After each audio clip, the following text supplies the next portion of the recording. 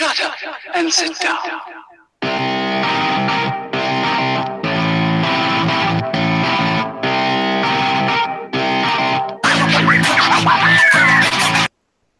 What is up, everybody? Welcome to episode 37 of the STS Guys. I am Jeremy. Hey, it's Larry. And I'm Scott. And we are the STS Guys, a weekly podcast where we sit around, shoot the shit about anything nerdy, geeky, and cool. So, what's been going on this week, guys? Oh, nothing. Just a normal, boring week. I took a nap yesterday. When did you have time for that? It was a joke. Yeah. Really a bad joke. So, Don't worry, I have them all the time. It's going to be a great episode, guys. Hey. No, we went to Phoenix Comic Fest in Phoenix, Arizona. Bum, bum, bum. Scott, what is Phoenix Comic Fest? Were all your favorite comedians there? Yeah. Maybe one or two people that were like, I mean, what was it? Dan Fogler was there. He's pretty funny. But no, not comics as in comic books. Come on, Larry. Oh, right. That's bad joke number 2. I'm on fire. You get 3 more and your dad status is approved. Oh, silliness. Pretty much. So, Phoenix Comic Fest used to be Phoenix Comic Con, but due to legal reasons, thank you, San Diego Comic Con, they had to change their name to Phoenix Comic Fest. 4-day event, started on Thursday. We all hit it up on Friday, and then again today on Saturday. It's still going on tomorrow, so if you're listening to this now and you're in the Phoenix area, definitely go check it out. It's in downtown Phoenix at the Convention Center. And if you haven't gone yet, Sunday's tickets are discounted. So nice. So. Yeah. If you're there, definitely hit up one of the STS Guys on one of our social media channels, and we'll give you some stickers and some buttons and some other swag. Right. Free high fives, y'all. So, well, partly today, like I said, we did have a fan meetup in Ballroom 120, the North Ballroom 120, where not only did we have a fan meetup, I also led a panel. Well done, Jeremy. Thank you. Okay, you didn't post up that picture yet. I haven't posted the picture yet. Jeremy took the stage. And you know what? The awesome thing is there was probably a couple dozen people there. So yeah. Awesome. That's awesome. So okay, so I must have already left at this point. So I was gone, right? So story time. Tell me about this. You did not say anything about this when we were texting. So there's this amazing large room with lots of chairs and tables. I believe we walked past it yesterday, so you saw it, right? It's the north. Is it just the North Hall? And there's a stage that Jeremy decided to take over and took the stage and taught the crowd all about podcasting. There are pictures. So Jeremy, it was fully impromptu, not like people weren't doing a bad job at an official one. You just decided, fuck it, I'm going to make this one myself. No, it was the STS Guys Unauthorized Podcast 101. Rebel podcasting. Yeah, Rebel Podcast Radio. That's actually a good name of a podcast. It's not bad, dude. There you go. So, and the thing that gets me is, so you said there was actually people that were hanging out there. You actually were able to grab a crowd and actually have them. Did they like participate, or did they just like annoyingly listen to you? They were the entire audience was super, super into it. Like, I don't know how, like, the average age was probably 16. Yeah. There was dancing, like beatboxing. It was a really good time. You missed out, man. Ooh. So what happens when you take a 4-year-old to a convention? I had to leave early like an old man. And people actually ended up coming, like, streaming in. Like, so we were up on the stage and people were streaming in kind of slowly but surely. And like I said, it turned in from a cool place to kind of sit down and eat lunch to like literally an entire podcast. It was amazing. So next time the STS Guys do a panel, if we come to your town, definitely want to check it out. Next time we should have giveaways. I like giveaways. We totally should have giveaways. I think honestly, our next thing that we're going to actually planning on doing is actually, instead of having an unauthorized podcast panel, maybe have an authorized podcast panel. So we definitely have something in the works for that. So awesome. I think what is the kind of the one that fills up the end of the year is Tucson Comic Con, right? For us towards the first weekend in November. Yeah, so I think that that might be the one where we kind of shoot for to have the panel, or at least we would like to see about. It gives us some time to prepare, go to a couple of cons, and Scott, would you like here? Would everyone like to see the picture? Yeah, let's see the picture. I need to see this. This is amazing. All right, give me 1 second. So, in addition, oh, there he is. There's Jeremy. Jeremy talks so your screen pops up. Yeah, there we go. So I'm literally on. This is the North Ballroom of the biggest hall in the convention center. Me leading a panel on podcasting. So amazing. It was pretty dope. Not gonna lie, I was quite happy. Dream come true, right? Yeah. So we know that the STS guys were an unofficial guest. Phoenix Comic Fest had some really great official guests too. Some of my favorites were Guardians of the Galaxy stars like Sean Gunn and Michael Rooker, Charles Martinet, the voice of Mario from Nintendo's Mario series. Wait, that dude was there? Yeah, you didn't see him? Oh, I did not. He was up in the Hall of Heroes. So that Hall of Heroes, I will say this, was actually pretty cool that they moved everything up this year to that third level.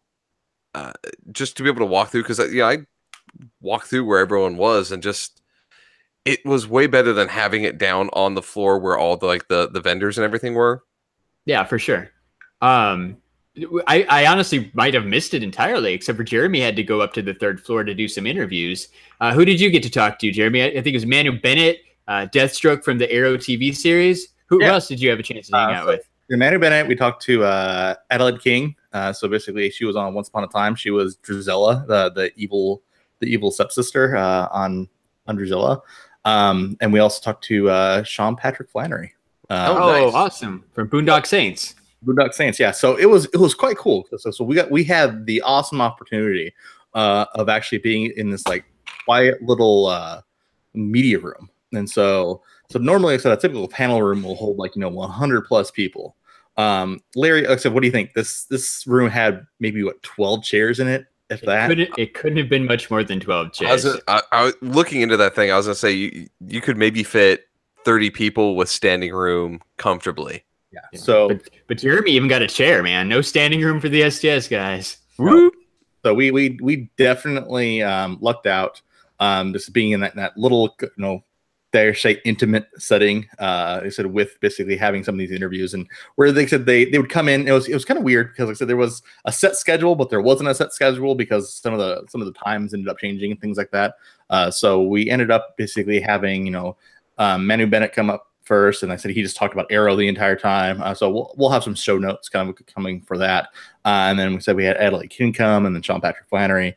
I said, and it was just a kind of a host of interviews kind of randomly throughout the day. So it was a super exciting time that we got to go for. So we were awesome. Great content. So like out of those amazing guests, Scott, like I named a couple. Who are some of your favorite to see?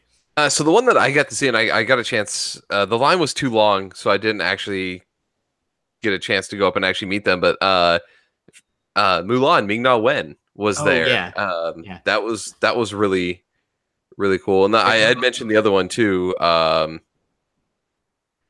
now I'm drawing a blank for whatever reason. David Fogler. Oh, yeah. Not a lot of people, but like Balls of Fury, really, really funny guy. Picked up steam. He's in all the new Fantastic Beasts movies. He's kind of it's a big deal. Newt's friend / assistant, I guess. So kind of cool to be able to see him. He was out there signing autographs when I'd walked up there, so I actually got a chance to kind of peek in and see a couple of people. And then there's a lot of voice actors that I saw that were there, all the Disney princesses. Yeah, Disney. I don't know their real names, but right. Yeah. Jasmine and Belle for sure. Yeah, Belle. Belle was the one I was thinking of from Beauty and the Beast. So that was really cool. And Mulan, Ming-Na Wen, she's also in Agents of S.H.I.E.L.D., right? Yes, she is. Yeah. So it's cool to see something kind of popular, and then obviously you bring in all the Disney princesses, something current. Yeah. Current Agents of S.H.I.E.L.D., which is awesome, but then a classic movie that everyone's going to love forever, like Mulan. When Jeremy and I went up, her line was packed. Yeah, I don't know if they were doing photos or autographs, but it was totally packed. I saw friend of the podcast, Steven, the guy who goes to Bikini Beans all the time. He got a photo with her, but he said he waited 2.5 hours to meet her. Yeah, that's when I walked up, I kind of looked at the line, and she was only going to be there for I think 45 minutes before they went to a panel or something. So yeah. I was you wanted to bring your daughter. Yeah, you want to bring your daughter. You can't wait 2.5 hours with the. The other one that I really wanted to see, and I got a chance to kind of peek in on it a little bit, was Tim Curry. Oh yeah, Tim Curry from Rocky Horror Picture Show. Yeah, one of my favorite movies of all time, Congo. It's the bad guy. Yeah, it's Pennywise in the TV for Stephen King's It. No, Pennywise. Yeah. Yep. OG Pennywise. OG Pennywise. Dude, basically a bunch of movies in the 90s. Almost most movies had a Tim Curry at some point. Let's not forget Home Alone 2, Lost in New York. Oh, yeah, I love that movie. Yeah.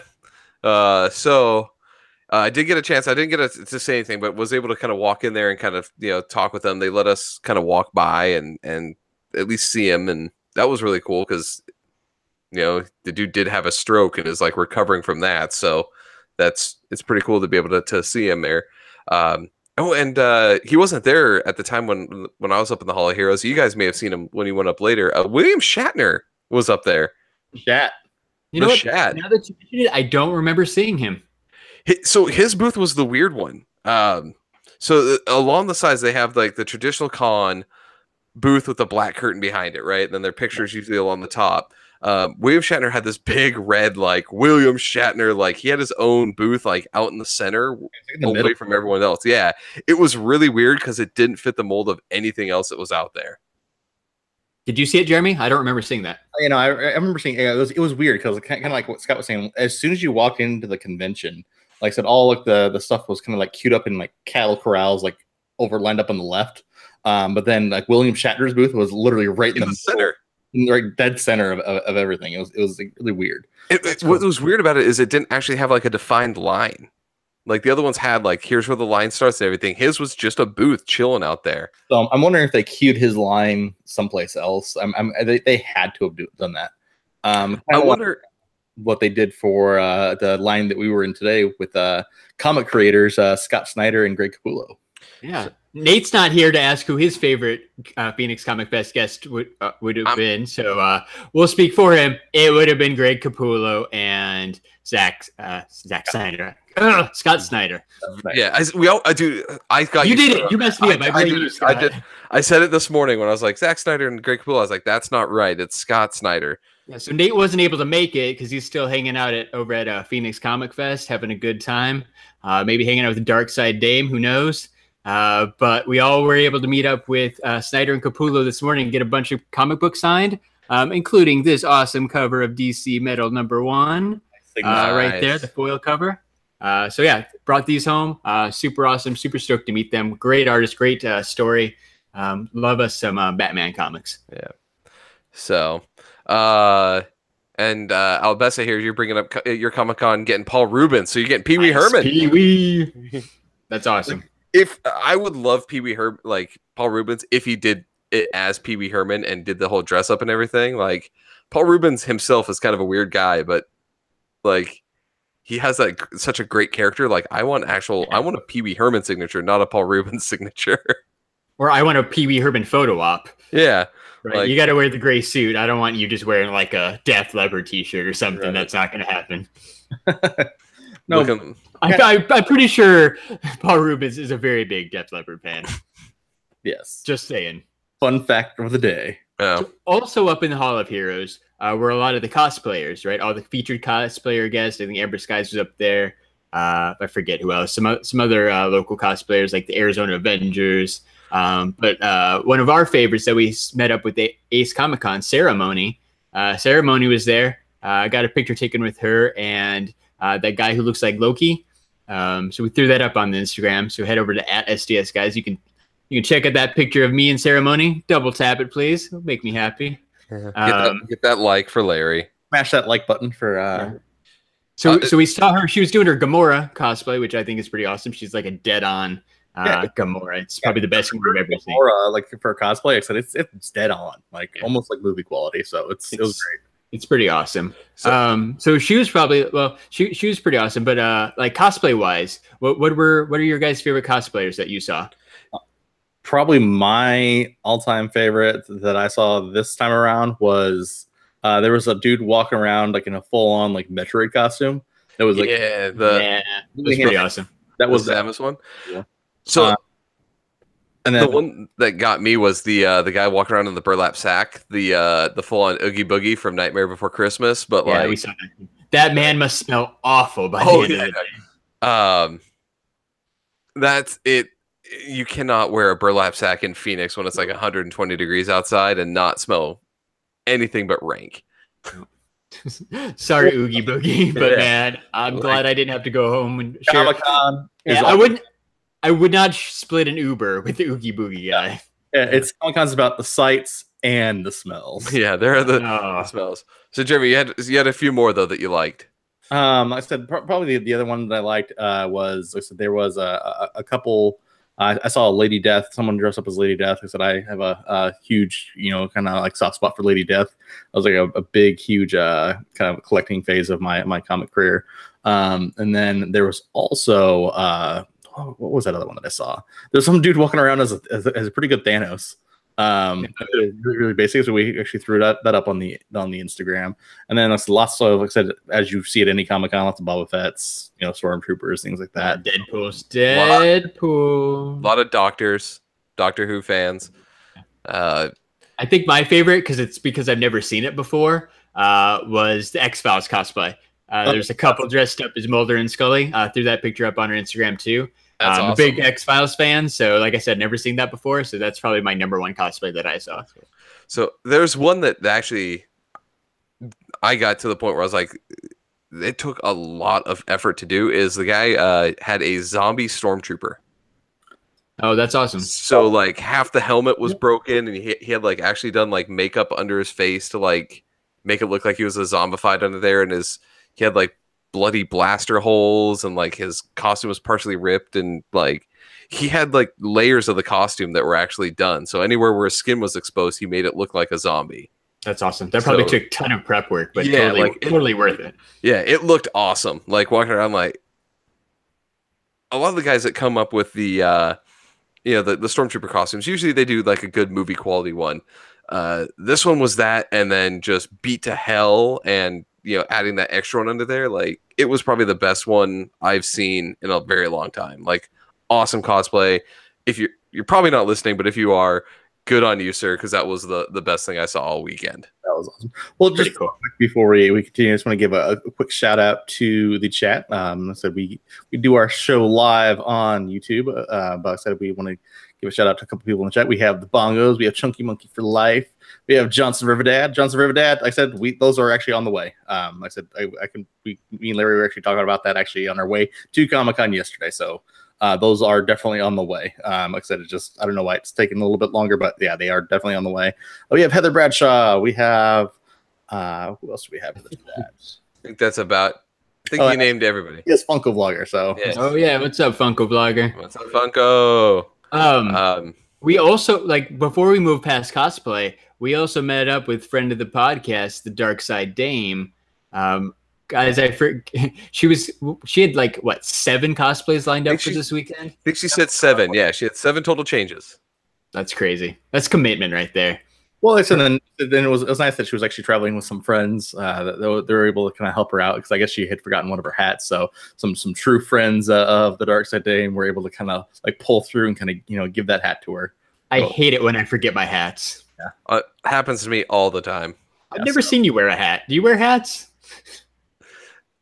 Yeah, very often. Yeah. What's up, Carl Sullivan? New to the channel. Welcome to the stream, buddy. Dude? So awesome. Dark Side Dame. We took a picture with her. Go find that on our Instagram at STS Guys. Sub her up. Oh, actually, we haven't posted that one yet. We will post that one up really soon. Yeah. Go check her out. She is at Dark Side Dame. Double tap all her stuff. Give her a follow. Find her friends. Her friends are dressed up as what? Jessica Jones and Purple Man. Yep. What's his other name? Kilgrave. Yeah, and Kilgrave. So that was awesome. Also, we did some shopping while we were there. So What ended up happening was, like I said, it was kind of a surprise that wasn't actually advertised actually when Anywhere. Announced is that DC Comics actually had a booth there. So this was a relatively new booth for Phoenix, because typically, so the big comic creators have kind of not been there in the past. But I said it was actually kind of a surprise. As soon as you walked in, DC Comics booth was there. So we actually did end up getting a couple of exclusives. So they had a convention exclusive Action Comics number 1000. That glare is terrible because it's the foil cover. Yeah, really cool gold foil cover. I think it's really awesome. I don't know if you can see it on that. That book is thick too. Oh. It's like it's almost like graphic novel like it's got some it's to it. Way bigger than a normal comic. Like that thing is really cool. That's awesome. I really like that cover. Plus just the normal art's awesome, but the foil is legit. It's awesome. Yeah. Then they also had the exclusive Dark Knight's Metal number 6. The conclusion to that, right? It was a 6-part series. Yep. So the final book, but I said in the Andy Kubert gold foil cover. So that was wait. That was. I see like extra silver marks on there. Is that signed? This specific one is not signed, but there are 2 copies that are signed from Nate for Nate and for Scott. Oh, I couldn't tell. It was the glare. My bad. So I was going to not buy one, and then when I realized that Snyder and Capullo are there, I'm like, screw it. I'll pay the money to get that and get it signed. Here we go. To have there you go. Metal right number 6, foil cover, convention exclusive, signed by Scott Snyder and Greg Capullo. Since I talked about it, I had to show it off. Yeah, you got to bring that on up. I like that cover too. That with the Wonder Woman cover there versus the original number 6 cover. Like I like the original cover for that comic, but that variant is so much better. Like that thing is awesome. Pretty cool. I really like it. I was actually quite impressed with it, so that's why I had to pick it up. But then I said the DC booth there, so there was some other swag. So there's actually a preview copy of Dark Knight's Metal number 1, some posters, some buttons and stuff that were part of that. So maybe part of a future giveaway with some of that stuff. So some free DC stuff. That would be awesome. The other thing that got me really surprised about the con. Sorry, Larry, I know we started going at the same time. I was surprised to see that actually Sony had brought a PlayStation booth. Yeah, a truck. Yeah, like a gaming truck. It was pretty legit.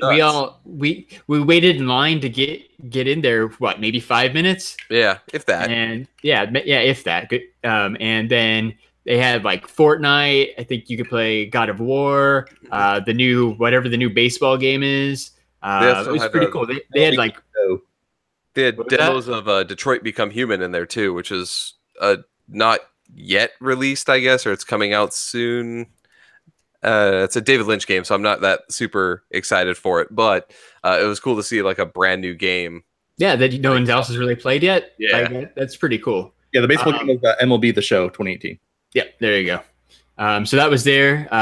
You could play like anything you wanted, and only a really short wait because they only let like 20 people in that truck at a time. So that was a pretty cool feature. And then right next to the truck, another local con, Game On Expo, had teamed up with Phoenix Comic Fest, and Game On Expo set up a retro video game area. They had, I don't know, probably 24 cabinets, a pinball machine, some really cool stuff. A lot of that stuff came from our local Cobra, store here, right? the Cobra Arcade, which is like a Cobra Arcade, a bar with old school arcade games. So it was awesome to see that they're working with the Game On Expo too, because it looks like they're doing that expo. I think Cobra Arcade's gonna be doing a lot for them. So yeah, if you are local, I want to say the Game On Expo is like, it's a video game convention in August. In Mesa, Arizona, or it might be Phoenix. I think they moved to the convention center. So either way, it's in the Phoenix area in August. You definitely want to check that out.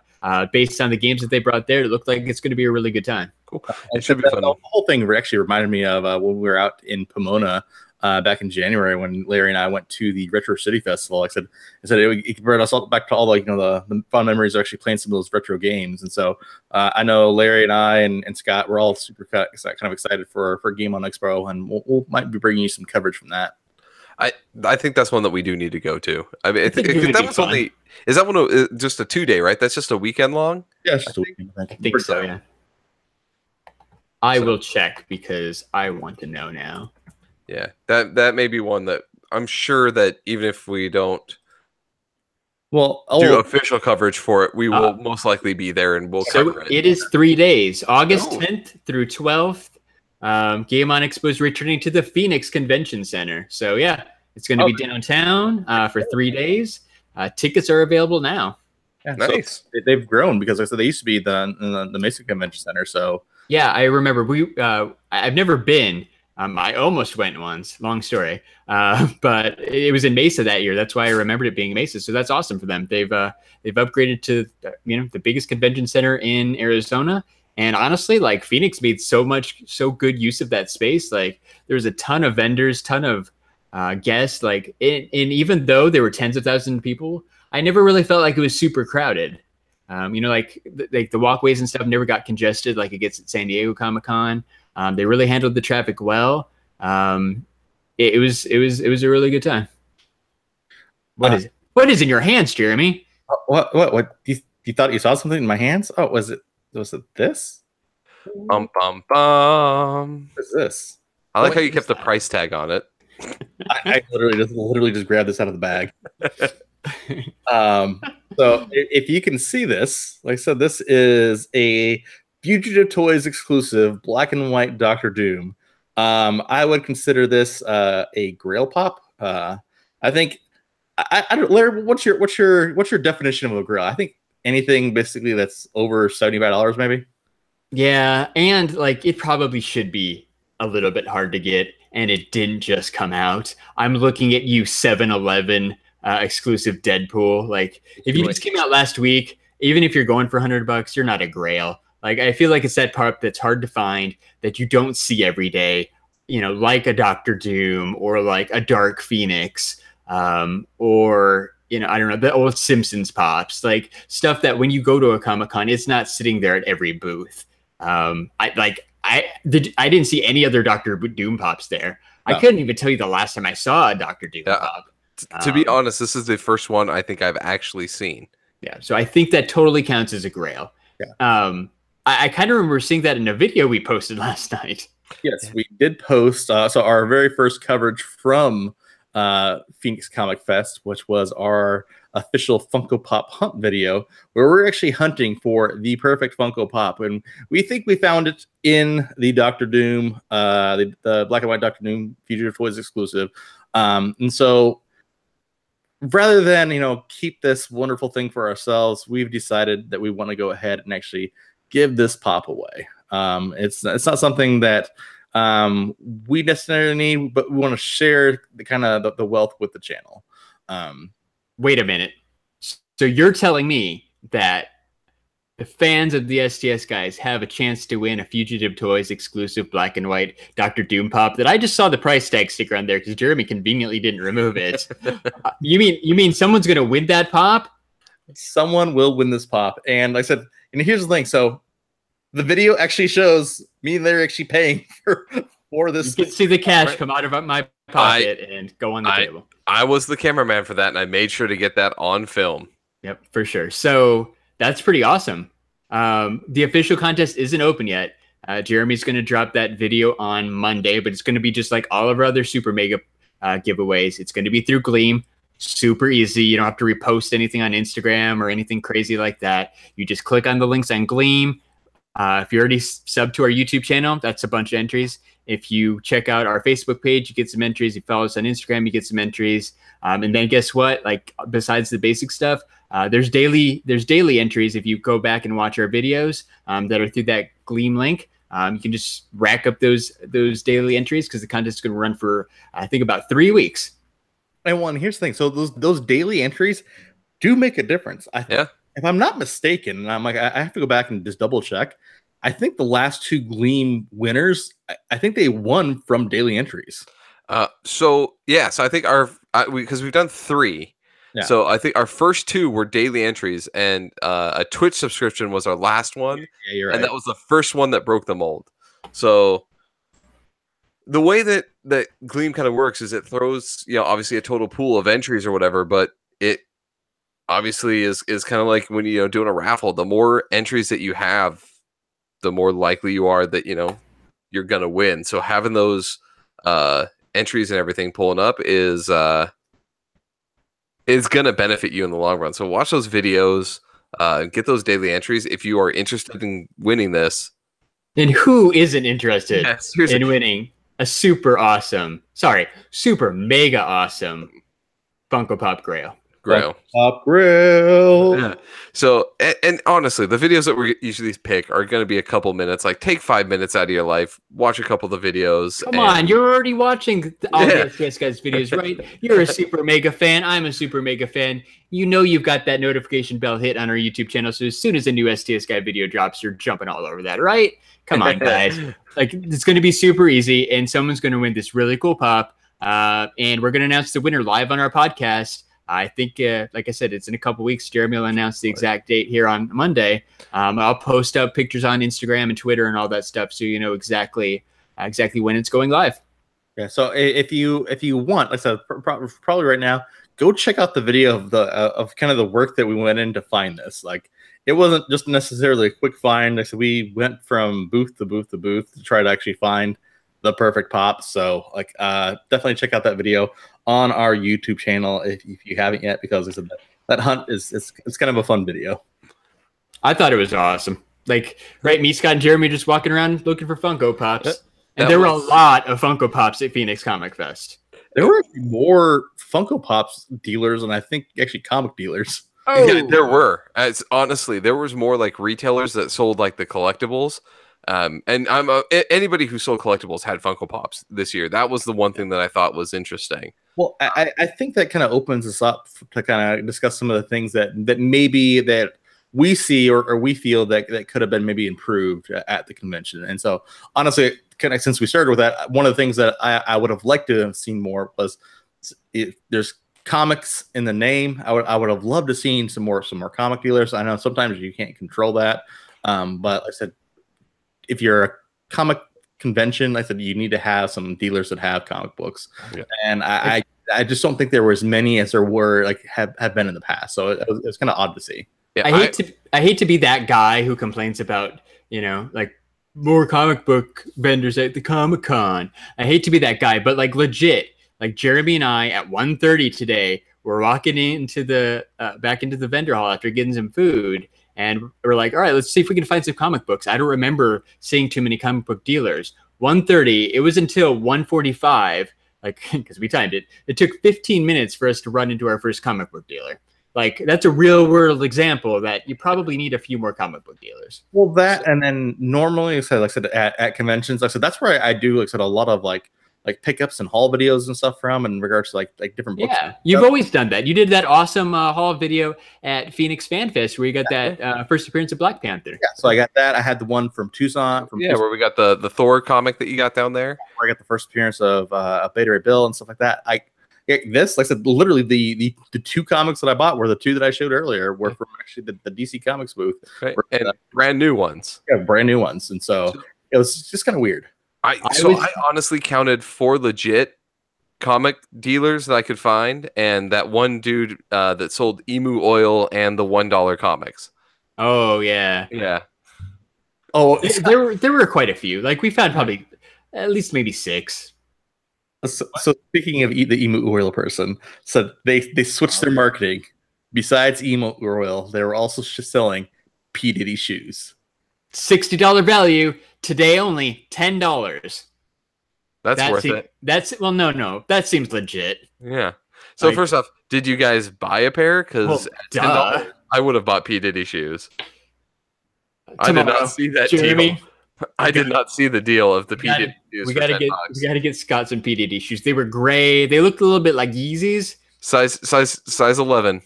Yeah, they didn't have my size. Otherwise, I would have totally gotten a pair. Dang it. I've always wanted to wear the same shoes as P. Diddy. Do you even think P. Diddy wears P. Diddy shoes? Because I really don't think he does. No. I think he's above that. I'm sure he's worn them at some point, but no. Yeah, I think he just has to say, "Well, idiots buy this." Yes, all right, stamp. Another thing that that has, like I said, it's both a positive and a negative. I'm going to share my wonderful experience through security. Oh, security. Didn't Phoenix Comic Con last year have issues with security? Larry, I'm glad you brought that up because didn't somebody try to kill the Green Ranger? Yes. So some fat bastard went in there dressed up as the Punisher, which he did not look like the Punisher at all. The Punisher, ate like 600 pounds worth of donuts. Went in there with a shotgun and some handguns because he wanted to kill the Green Ranger, Jason David Frank. Because you know what? Jason David Frank, apparently to him, was like the incarnate of all evil, which is the complete opposite if you actually follow any type of Jason David Frank's channel, because he doesn't tap. He's very, very religious, and he's an all kind of around upstanding nice guy. But that fool ruined it for all of us, which is okay. But security was super, super hyped up this year. Okay, so before Jeremy, can you do this? Let me just to highlight this. My 4-year-old got wanded. Nice. Going into Comic-Con this year. Like went through the metal detector, and I think a button on her like pants or something set off the thing, and they wanded her. Like you can see, she's 4. You can see what she has on her. So safety first. Safety first. Watch out for that 4-year-old carrying a gun to go kill Jason David Frank. So the very first day of Comic-Con, so Friday. So you guys know the backpack that I have. So literally the backpack I have, it literally has so many latches and buckles and everything else on it. Just because, like I said, I can carry a lot of stuff in this backpack. Like I said, it's like the Swiss Army knife of backpacks. Like I said, there's pockets for everything. I can fit everything I need to in there. That's great. And the reason why I carry such a big backpack is because that's where I literally put all the camera gear, all the audio gear. It all goes in the backpack. It's like the only bag I've ever seen that could fit everything that we need. Exactly. So I get my bag packed the night before. I'm like, I already know, knowing what I know, I'm like, I already know I was going to have issues going through security. I already knew it. I was like, a precog, from a Minority Report. I'm gonna have issues, and guess what? I did. So they had you take all your stuff out of your backpack, all the metal and electronics and stuff like that. So I put it all in the tray, sent it through, and then like, hey, grab your bag and walk through with it through the metal detector, so that way you can get your scan. I'm like, oh, okay, that doesn't make any sense because it's clearly metal. All the metal that's on this backpack is going to set off all the alarms. So I don't get it, but okay, they're directing me to do so. So I walk through and they're like, no, sir, you can't take that bag in. I'm like, well, why not? There's a whole bunch of metal on it. Yeah, I realized that there are latches on a backpack. You can see that it's a backpack, and so they weren't going to let me in with this backpack. So I actually had to talk to someone else to get them to allow me in with my backpack. So that was day number 1. Let's go back to that. Your backpack has metal like it's like carabiners basically. Yeah, it's like That's exactly what it is. And carabiner hooks. Yeah, those are the metal things. For anybody who's questioning this, it's an Oakley bag. You can find them online. Yeah, it's got a couple metal carabiners and a couple of hooks on the front. Yeah, so that's apparently it's too dangerous to go into a Comic-Con. Apparently, it's too dangerous to go into the convention. So that's day number 1. And then, like I said, I always get the weirdest looks for our gimbal stabilization gear. One dude actually was like, "That looks like a gun case." Yeah, I was like, dude, I'm not an idiot. Like. I've gotten that so many times. It looks like a gun case. I'm like, dude, it's a piece of camera equipment. It's not going to hurt anybody. It's literally just stabilized video. That's it. I'm like, well, you can't bring selfie stick. It's not a selfie stick. It's a piece of camera equipment. It's just stabilized video. It's a gimbal. It's camera equipment. Like I know it looks kind of like a selfie stick, but yeah. So not to cut you off, but Chunky Monkey for Life brings up a good point. That backpack was your con tip last week in the podcast. It was. It was. Bring a backpack. They're like, this backpack's awesome. Bring it to all the cons. And yeah. Like, nope. Yeah, until you go to one that somebody brought a gun to, and then apparently that's not the case. So Real quick, what's up, Art? Art, what's going on, dude? Yeah, backpack. Jeremy's backpack. Avoid like the plague because it will just give you hell every time you go. Well, that's only day number 1, though.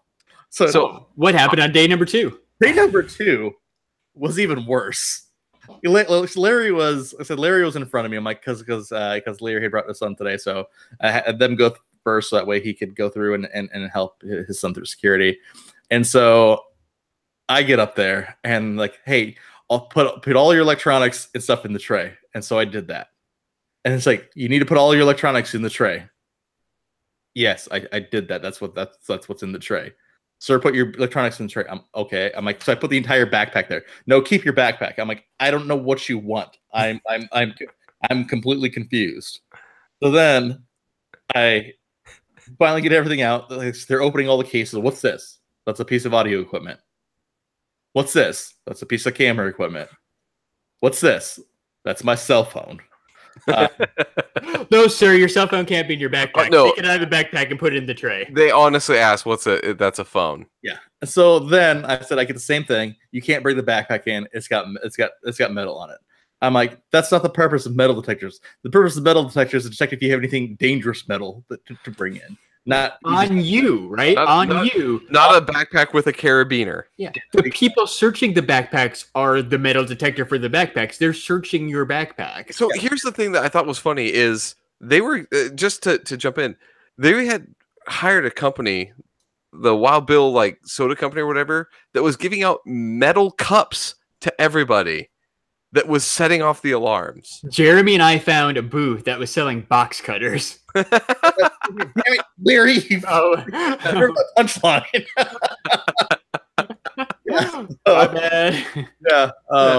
Pretend I didn't say that, guys. Yeah, to be honest, though, so Art brings up, he says they thought you were gonna backpack someone to death. Yeah. You actually could with that backpack. To be honest, Jeremy, that thing is big enough. You could backpack someone to death with it. Seriously, no. So then, so up above. Okay, I don't know. I'm still on the heater on this. So up above the metal detectors, it says basically things to take out of your pockets, things to specifically leave in your pockets. So it says leave your wallet and your keys, and it's like in your pockets. Only take out your cell phone. I'm like, okay, perfect. So put my cell phone in the tray. Have my car keys in my pocket. I'm walking through. Of course, thing goes off. Sir, what's in your pockets? I have car keys. Well, what? You were supposed to take those out. I'm like, you specifically have a sign that says do not take the car keys out of your pocket. Well, sir, that's metal. You need to take that out. Otherwise, it's going to set off the metal detector. I understand it's going to set off a metal detector. I get that because, oh, yeah, it's metal. Not that it's going to, yeah. So wait. Why did you even have to carry your backpack through the metal detector? Isn't that why they searched it? Yeah, that's my question is, I just showed you every literal thing that's inside my backpack. They handed it back and asked you to hold it above your head and walk through the metal detector. So every time I've gone through, they had me hold it to my chest. Oh, I had to hold it above my head. So it beings, and they're like, all right, I'm going to have to wand you. Yeah, so I walk through with it on my chest, and they're like, boop, all right, I'm going to have to wand you. I'm like, why didn't you hold it above my head? You could see that it was that was causing the issue. We've been talking about this for a while. That was like the most annoying thing. It feels like the whole process to go through the metal detector probably took a while, right? Yeah. So when they're searching your backpack, let me just through.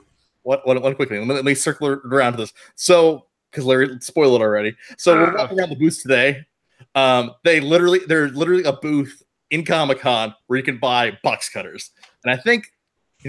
Harking me back to 9/11. I think box cutters were the weapon of choice for some Allah Akbar terrorists. Yes, they were. Hashtag never forget.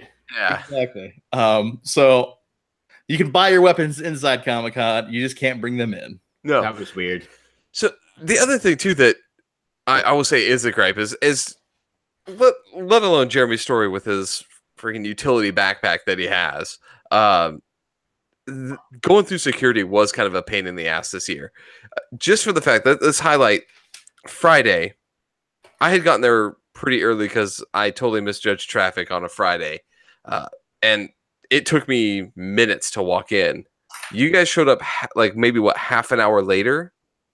Yeah, still pretty early. Still pretty early before almost it opened. Almost an hour before it was scheduled to open. Yeah, and you were like, oh, we're here, but we're waiting at security. And I'm pretty sure I waited on the other end of that like security line for about a half an hour from that point. Yep, that's what I was going to say too. Get through. It took about 30 minutes. It was because, like, I get it, security's awesome, but it was inefficient. Yes. It was search your stuff, put it back in. Oh no, just kidding, take it out. Oh, you have keys, you were supposed to take those out. Like everything Jeremy just said. Like they just happened multiple times. They didn't know what they were doing, and it was just disorganized. I did lose my shit. You did a little. Yeah. I thought we were gonna get kicked out, and I was gonna have to drive back home.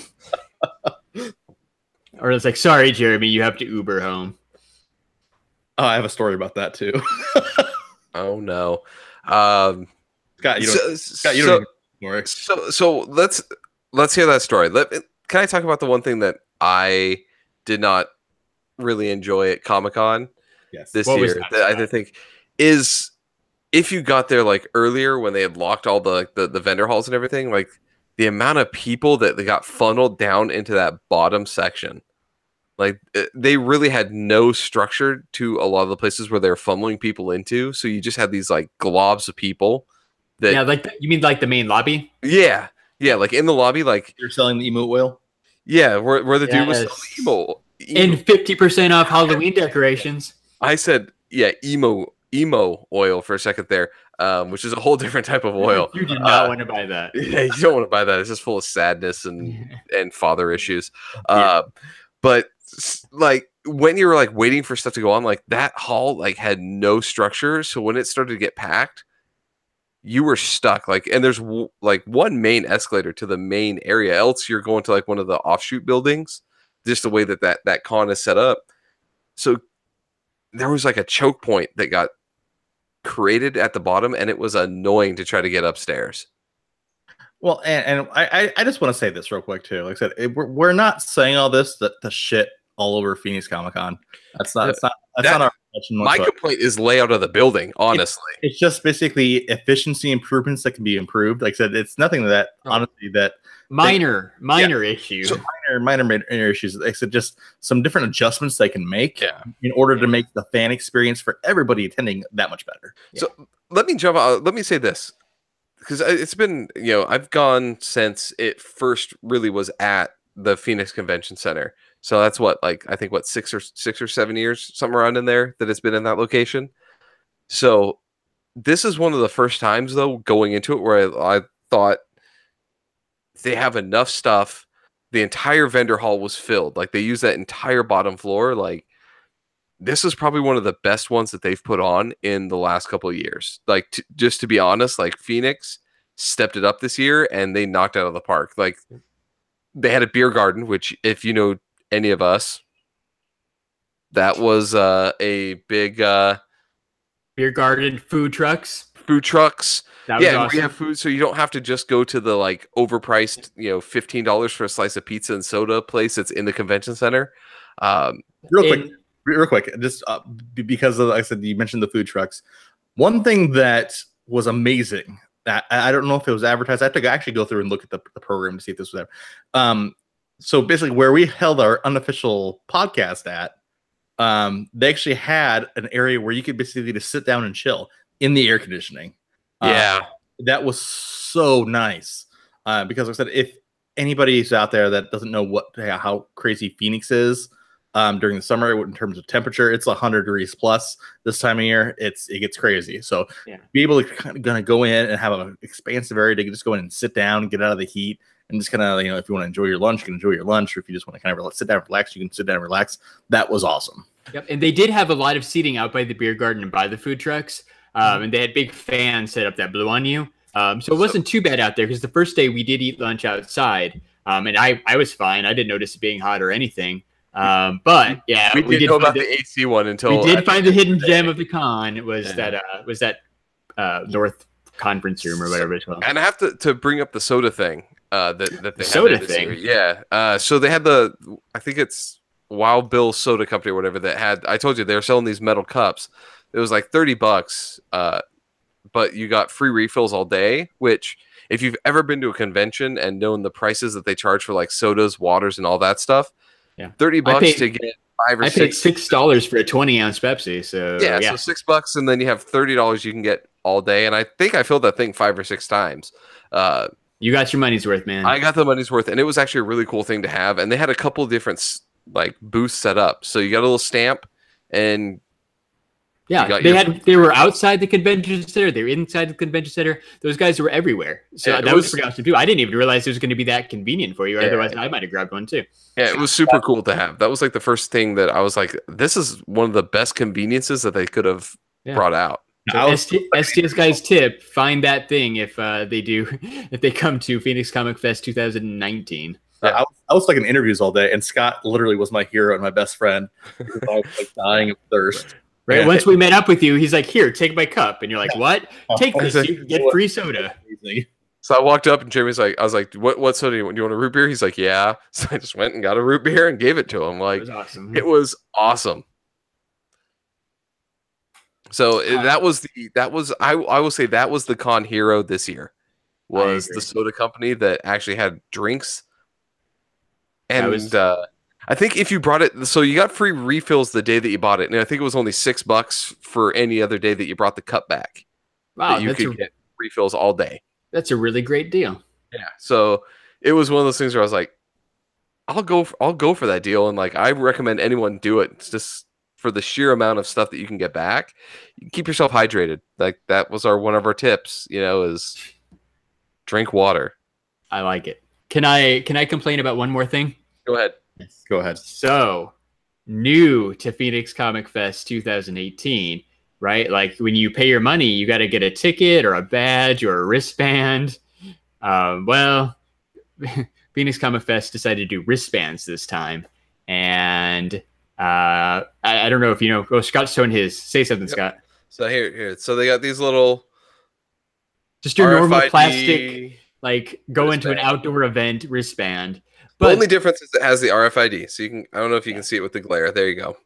Like the little supposed to scan on things. Supposed to. But yeah, so like rather than have a badge you could wear around your neck or something, you have to wear that for 4 days. That like not perfect, not the most comfortable, right? Like it's okay for like a day, but I don't know about you. Like usually by the time I get home, like if you go to a concert or something, like I'm ready to take that thing off. Wearing that for all 4 days, if you're going to attend the con for all 4 days, not exactly perfect. Mine didn't even work. They let me in anyhow. Like it was apparently no big deal. They had me tap on the first station, didn't work. Tap on the second station, didn't work. Tap on the third and fourth station. Finally, they're like, "Sir, just go on in." I'm like, "All right." Happened both days. So my RFID badge didn't even work. I would much rather have something I could wear on my neck and just tap on the thing, kind of like, I don't know, San Diego Comic-Con does. And then you have a cool collector's item that you can keep and hang on to. The plastic wristband goes right in the trash. Yeah, I'm not keeping this piece of plastic, to be honest. No. Like, it's not going anywhere. The one thing that I thought was weird is for certain groups of people, they got one that was cloth. I don't know if you noticed that. There were some people walking around with like a cloth one. The people who work there. That's all staff. I think the 4-day badges for if people got it too. Yeah. If you had it 1 day, it was paper. Yeah, so but even with we got the white all weekend pass. So I think if you just had them send you your all day pass ahead of time, you got the nice cloth one, which I thought that is comfortable enough to last for 4 days. Yeah, it still sucks to have to wear it for 4 days. It still sucks, but that one at least I can be like, okay, I can wear that for 4 days. Wow. This plastic piece of shit I'm annoyed with after an hour of wearing. Well, I said once you were done with the con, so the con that was going on. Yeah, so this is gonna lead into my lovely Lyft Uber experience too. All right, what do you got? So on Friday, Larry and Scott had to leave before I did because like I said I had a couple last interviews to wrap up, and so I wrapped up those interviews. I'm like, you know what? I'm just gonna take a Lyft back home. So that way, that way my wife doesn't have to come back and get me. Like it'd be nice and simple. So I go to the rideshare area. Besides my Lyft driver not finding out where I was, it was weird. But that's a story just for a couple seconds from now. There was these two homeless guys out in front. And basically, as people were leaving the convention, they were basically saying, "Hey, my son wants to really go to the convention. Do you mind if I, have your wristband? Here, I got scissors right here. I'll cut it off." And so I'm like, I know where this is going. And so they do this to like a good 6 different people as I see them walking out. Then walking towards the convention, they were then selling those cut wristbands and taping them back on people for basically half the price. So in terms of basically the wristbands keeping security, evidently the security couldn't circumvent the homeless problem that was basically reselling them for profit. It's like hobo genius right there. It was pretty hobo genius, right? Like some MacGyver stuff, man. Like that's pretty legit. How much were they selling them for? So entry into the con was $60. They were selling them for $30. Nice hobo discount too, man. The 50% hobo discount. You got to take it. Yeah. So and then like I said, if you refuse the 30, so then they knock it down to 20. So I think the cheapest they sold it for was $20. It's not. To be honest, it's not that bad. Especially for like. Wait, it's horrible. You're not supposed to be able to cut off your wristband, give it to a hobo, have the hobo turn around and sell it. That is literally like should be the thing that the convention wants at least, man. Because how are people walking in with a taped up wristband? The security should have been checking that, but I'm sure the hobo patrons were just going right in. Look, honestly, like I'll show up the little badge. Cut. Scott, did you buy that from a hobo? Super glue. Buy that from a hobo. Did you? No. I wish I could have sold mine to a hobo. No, you'd have to donate it to the hobo. Yeah, that's true. No, but see, I'm gonna share with the hobo. I'll be like, dude, you give me $10, and then you can sell for 20. We both win. Yeah, win-win. Win-win, and we're good. You scratch the hobo's back, the hobo scratches your back. You don't want that scratch. I don't know if I want that scratch. Like I'm getting the scratch front, and then you do whatever you want.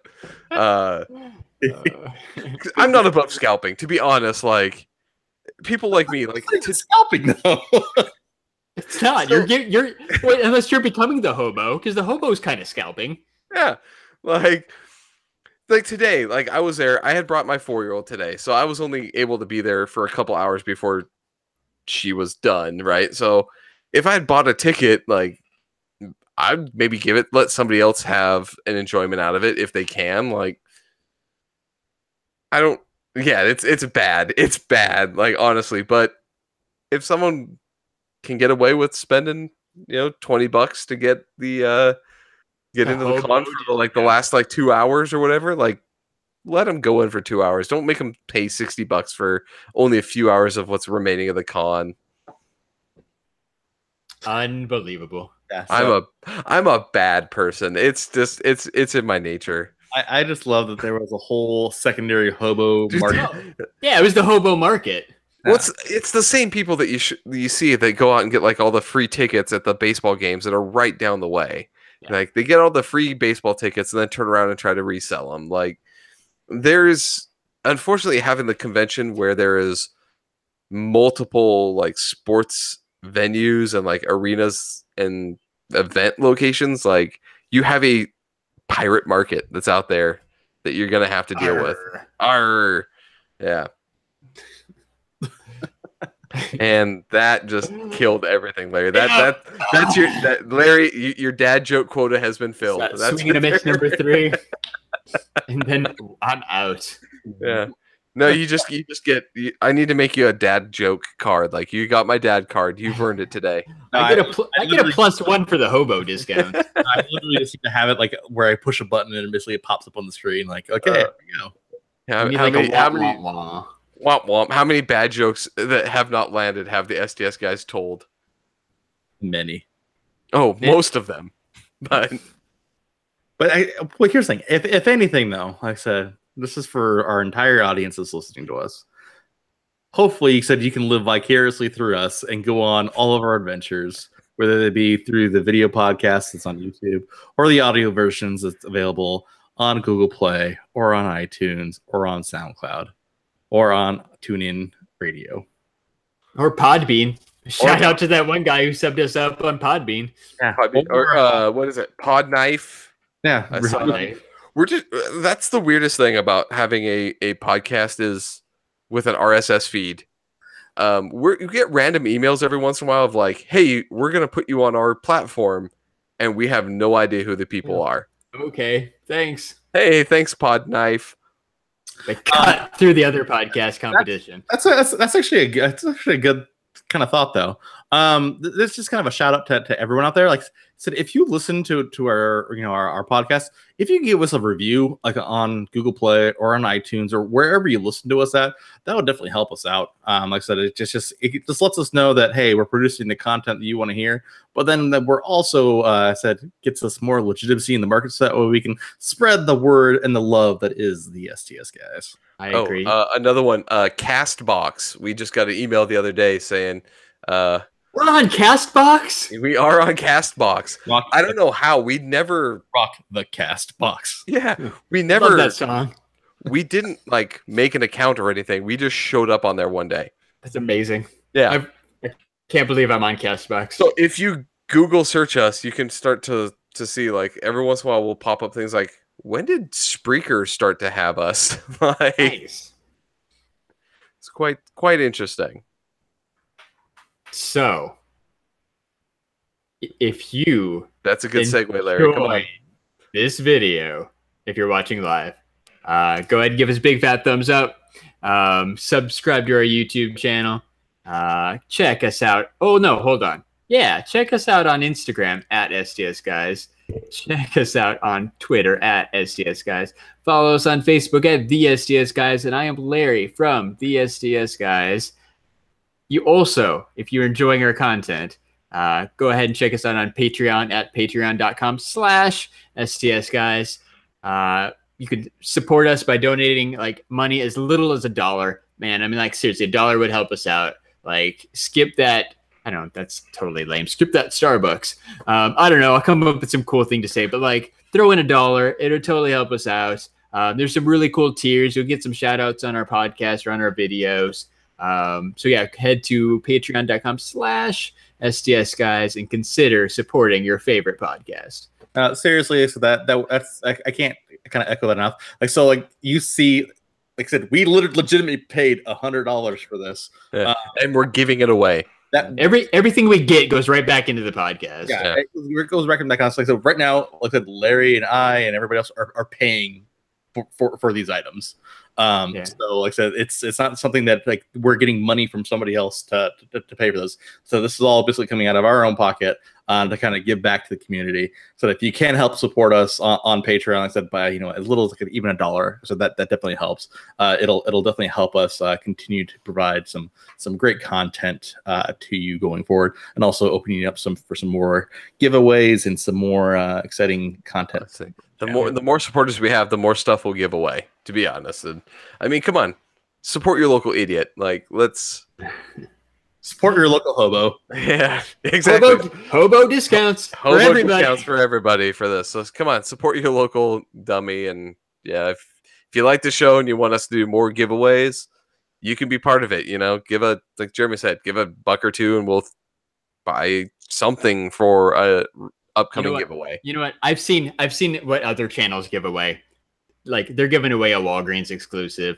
They're giving away a Common Pop. I have not seen anyone give away anything this cool. So pat on our backs. I would hope you guys like it too. If you'd like to see something else, that you have some ideas of what we should give away, let us know. But personally, I think this is a pretty cool prize. Like I don't enter a ton of giveaways, but I would stop what I was doing and enter to win this pop. So It's going to be legit, man. And we're going to keep the good times coming because we are the STS guys. Aw. One quick specific shout out though to our Instagram and Twitter. We've collectively been posting all of our pictures from Phoenix Comic Fest, right? You've listened to us talk about this for 65 minutes now. So go check out our Instagram and Twitter at STS Guys, and you can see all of our awesome pictures from our awesome weekend at Phoenix Comic Fest. All right. Well, like I said, thanks for joining us. For this week's episode. So for this week's episode of the STS Guys, episode 37, I've been Jeremy. Hey, it's Larry. And I'm Scott. And we're the STS guys. Have a good night, everyone. Bye. Bye. Stay hobo.